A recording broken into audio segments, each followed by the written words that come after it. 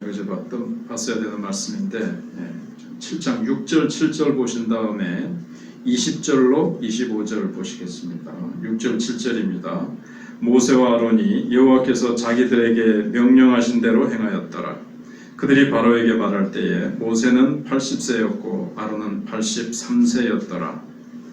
20절로 넘어와서 모세와 아론이 여호와께서 명령하신 대로 행하여 바로와 그의 신하의 목전에서 지팡이를 들어 나일강을 치니 그 물이 다 피로 변하고 나일강의 고기가 죽고 그 물에서는 악취가 나니 애굽 사람들이 나일 강물을 마시지 못하며 애굽 온 땅에는 피가 있으나 애굽 요술사들도 자기들의 요술로 그와 같이 행함으로 바로의 마음이 완악하여 그들의 말을 듣지 아니하니 여호와의 말씀과 같더라. 바로가 돌이켜 궁으로 들어가고 그 일에 관심도 가지지도 아니하였고 애굽 사람들은 나일강 물을 마실 수 없으므로 나일강가를 두루 파서 마실 물을 구하였더라. 여호와께서 나일강을 치신 후 이래가 지나니라. 아멘. 하나님이 왜 이렇게 9번, 10번의 재앙을 내리셨는가? 여기에는 순종과 불순종의 문제가 있습니다. 먼저 7장 6절에 보시면 모세와 아론이 여호와께서 자기들에게 명령하신 대로 행하였더라 이렇게 되어 있습니다. 이제 순종의 사람이 된 거죠. 순종의 사람이 되는데 몇 년이 걸렸습니까? 그들이 바로에게 말할 때 모세는 80세였고 그렇습니다. 그가 40세에 주의 일을 한다고 나섰지만 아직 그는 혈기의 사람이었고 하나님의 말씀을 따라서 하나님이 말씀하시면 그가 나섰어야 되고 하나님이 말씀하시는 대로 했어야 되는데 아직 이 부분을 배우지 못했죠. 순종의 사람으로 배워가는데 40년이 더 걸린 겁니다. 그래서 그의 광야 40년은 순종의 사람으로 하나님이 만들어 가시는 과정이었습니다. 그래서 하나님 말씀에 순종하는 사람이라는 한 열매를 만들어내기 위해서 하나님은 40년이라는 광야 생활을 어떻게 보면 하나님의 프로그램을 하나님께서 마련하셨고 그렇게 만들어 가신 거죠.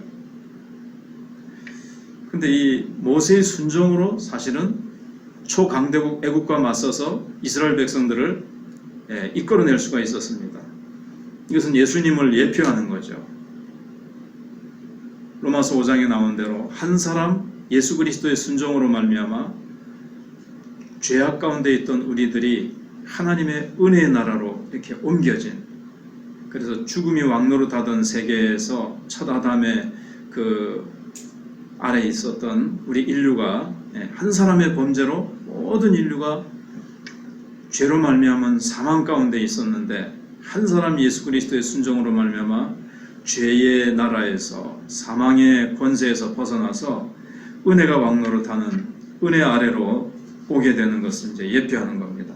그래서 순종이 얼마나 귀한가. 모세 한 사람의 순종으로 이스라엘 백성들이 애굽에서 벗어나게 되어졌습니다. 한편 그 반대로 20절부터 이렇게 쭉 보시면은 이제 모세와 아론이 순종해서 그대로 순종해서 나일강을 쳐서 이제 피로 변합니다. 근데 이스라엘 바로는 관심도 안 가지죠. 아주 마음이 강팍하고 뭐 내가 그래봤자 내가 관심이나 가질 줄 아느냐, 너희들 한번 마음대로 해봐라 하면서 이 하나님의 역사에 관심도 기울이지 않고, 한마디로 이 재앙이 왜 왔습니까? 그 전에 보내라는 말씀에 순종했더라면 이 재앙은 오지 않았습니다. 서서히 이제 강도가 강해지면서 그렇게 되겠습니다만은 하나님의 말씀에 바로가 순종했더라면 재앙은 오지 않습니다. 재앙은 불순종 때문에 오게 된 겁니다. 하나님은 불순종을 굉장히 불쾌하게 여기십니다. 그래서 두 번째, 세 번째, 나중에 이제 경고 없이 오는 것도 있지만 바로 하나님께서 내리시는 것도 있지만 우리가 조금 전에 생각해 봤던 대로도 첫사람 아담, 하와가 순종했더라면 하나님께서 주신 그 에덴 동산의 풍요로움과 축복은 전 인류가, 모든 그 후손과 인류가 그 아름다움과 다양한 창조의 그 다양한 풍성함을 누리고 있었을 그런데 불순종함으로 말미암아 하나님이 이것을 다 거두어가 버리셨습니다. 그러니까 불순종하면 우리는 하나님이 주신 축복을 잃어버리게 되어집니다. 그러나 순종하면 하나님이 축복을 계속 붙들고 하나님의 축복을 계속 향유할 수 있게 되어지죠.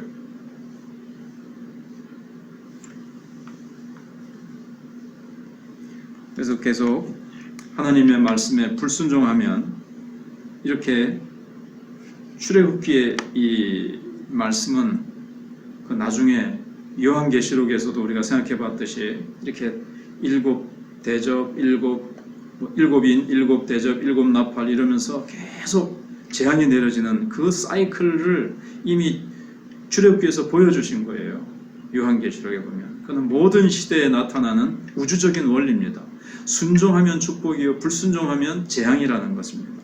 하나님은 순종을 기뻐하셔서 축복을 주시고 그 축복을 거두어가지 않으시고 그 축복을 계속 누리게 하시고 더 큰 축복으로 인도하시고, 불순종하면 하나님이 그 축복을 거두어 가시고 재앙을 내리신다는 것을 이렇게 보게 되어집니다. 그래서 불순종했을 때 대홍수가 왔고 소돔 멸망이 왔고, 신약에서는 아나니아 삽비라가 목숨을 잃는 이런 사건들이 오게 되어집니다. 그래서 불순종에 대해서 하나님이 어떻게 느끼시는가를 우리는 이제 읽을 수 있어야 됩니다. 그래서 우리가 하나님의 마음을 헤아리고 하나님의 진지한 관심사에 우리의 자신을 맞추어서 갖게끔 하시려는 것이 하나님의 의도십니다. 그래서 하나님은 순종을 기뻐하시고 불순종을 혐오하신다는 것을 이 10가지 재앙이 우리에게 보여주고 있습니다. 아담이 범죄한 것을, 불순종한 것을 보면 하나님의 말씀에 대해서 느슨해졌죠. 먹는 날에는 반드시 죽으리라 하나님이 말씀하셨는데 죽을까 하노라 말씀에 대해서 느슨해지고, 만지지도 말라는 말씀 안 하셨는데 자기 갖다 붙이기도 하고 말씀을 조금 살짝 왜곡시키죠. 느슨해졌을 때 마귀가 바로 그 틈을 타고 쐐기를 박아가지고 결단코 너희들이 죽지 않는다. 결코 죽지 않을 것이다. 너희가 하나님같이 된다. 그래서 그 말씀에 딱 거슬렸을 때 불순종의 영으로 말미암아 인류는 그 아름다운 축복을 잃어버리게 되었습니다. 그러나 예수 그리스도께서 우리가 져야 될 그 죄의 짐, 사망의 짐을 대신 지시기 위해서 이 땅에 오셔서 주님께서 그 끔찍한 십자가의 고난을 주님께서 대신 당하시고 예수 그리스도의 그 순종으로 말미암아 우리는 또 이 놀라운 축복의 세계로 들어갈 수 있게 되어졌습니다. 그래서 우리는 순종하셔서 이 땅에 오신 예수 그리스도 성탄절, 한번 순종이라는 측면에서 또 우리가 더 깊이 묵상해 보면 그 낮고 천한 구유에 지금 오신 계절이라면 참 추운 겨울에 예수 그리스도께서 죄인의 모습으로, 사람의 모습으로, 종의 모습으로 구유에 오신 그 순종, 힘들고 어렵고 핍박이 있는 이 땅 위에 오로지 예수 하나님 아버지께 순종하시기 위해서, 우리의 죄짐을 지기 위해서 순종하기 위하여 오신 예수님의 그 순종을 우리가 기억하고 우리도 순종의 사람으로 나갈 때 하나님이 얼마나 기뻐하시고 하나님의 축복의 세계 속에 우리가 아름답게 그것을 누리며 살 수 있다는 것을 기억하고 오늘도 순종의 걸음을 한 걸음 한 걸음 내디뎌야